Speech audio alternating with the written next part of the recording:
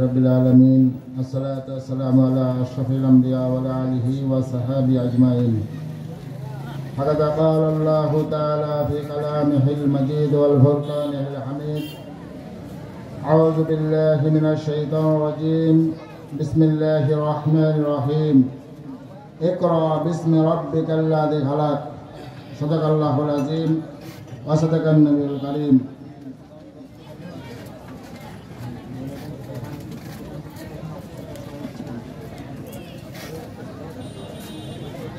একটি ঘোষণা, আমাদের প্রধান বক্তা আমাদের মাঝে এসে গেছেন। আপনারা শান্তভাবে বসেন। একটু পরেই উনি সফল কাউন্সিলর, বাংলাদেশ জামাতের সংগ্রামী সেক্রেটারি জননেতা শেখ জাহাঙ্গীর হোসেন হেলাল,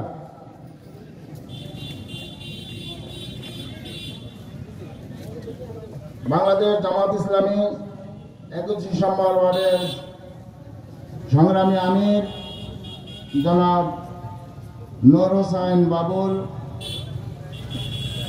সহ অন্যান্য রাজনৈতিক নেতৃবৃন্দ,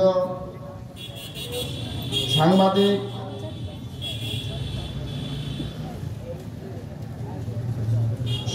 সকলকে আমার পক্ষ থেকে আন্তরিক সালাম। আসসালামু আলাইকুম ওয়া রাহমাতুল্লাহি ওয়া বারাকাতুহু। আমি প্রথমে সূরা আলাকের একটি আয়াত আপনাদের সামনে তেলাওয়াত করেছি, যার সহজ অর্থ হলো, পড়ো তোমার প্রভুর নামে যিনি সৃষ্টি করেছেন।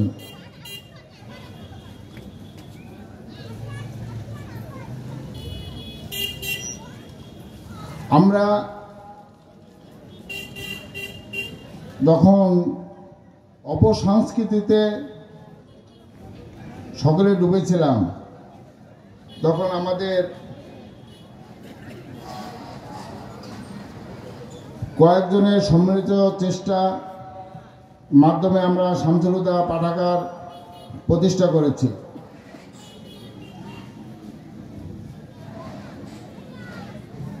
ইংরেজিতে একটি প্রবাদ বাক্য আছে, education is the backbone of nation, শিক্ষাই জাতির মেরুদণ্ড। মানুষের জিজ্ঞাসা অনন্ত এবং কৌতূহল অসীম। মানুষের অনন্ত জিজ্ঞাসা, অন্তহীন জ্ঞান ধরে রাখে বই।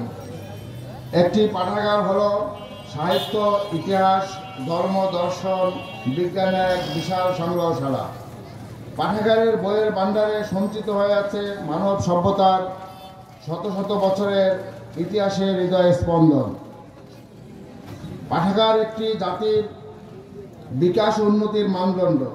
পাঠাগারের মাধ্যমে মানুষের মধ্যে গড়ে ওঠে সংহতি, যা দেশ গড়া কিংবা রক্ষার কাজে অমূল্য অবদান রাখে।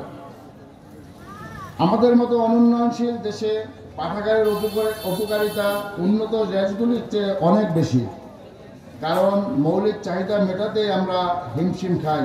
তাই আমাদের পক্ষে বই কিনে পড়া অনেক সময় সম্ভব হয় না।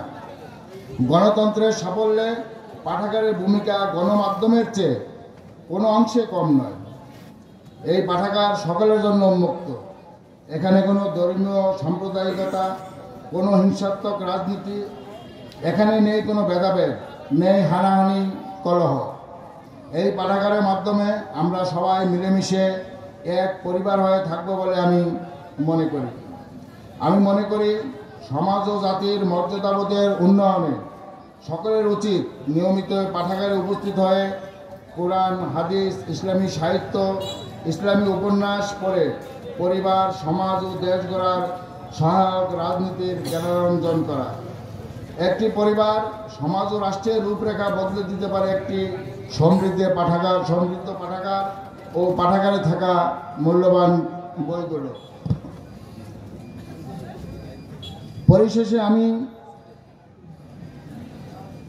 রাজনৈতিক নেতৃবৃন্দ ও আমার শৈশব কৈশোর পুরোটা সময় যেখানে কাটিয়েছি, যাদের শাসন, আদর, ভালোবাসায় আমি বেড়ে উঠেছি, আমার প্রাণের এলাকাবাসী সকলের নিকট আমার উদাত্ত আহ্বান, আমরা সকলে মিলে এই পাঠাগারের উন্নয়ন ও বিকশিত করতে আপনাদের সহযোগিতা, পরামর্শ ও আপনাদের সুচিন্তিত মতামত দিবেন বলে আমি বিশ্বাস করি।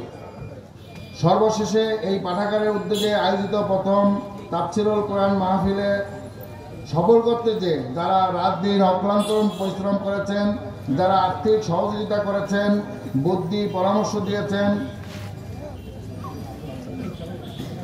রাত দিন অক্লান্ত পরিশ্রম করেছেন, যারা আর্থিক সহযোগিতা করেছেন, বুদ্ধি পরামর্শ দিয়েছেন, যারা এই শীতের রাতে কষ্ট করে মাহফিল শুনতে এসেছেন, সবাইকে জানাই আন্তরিক মোবারকবাদ।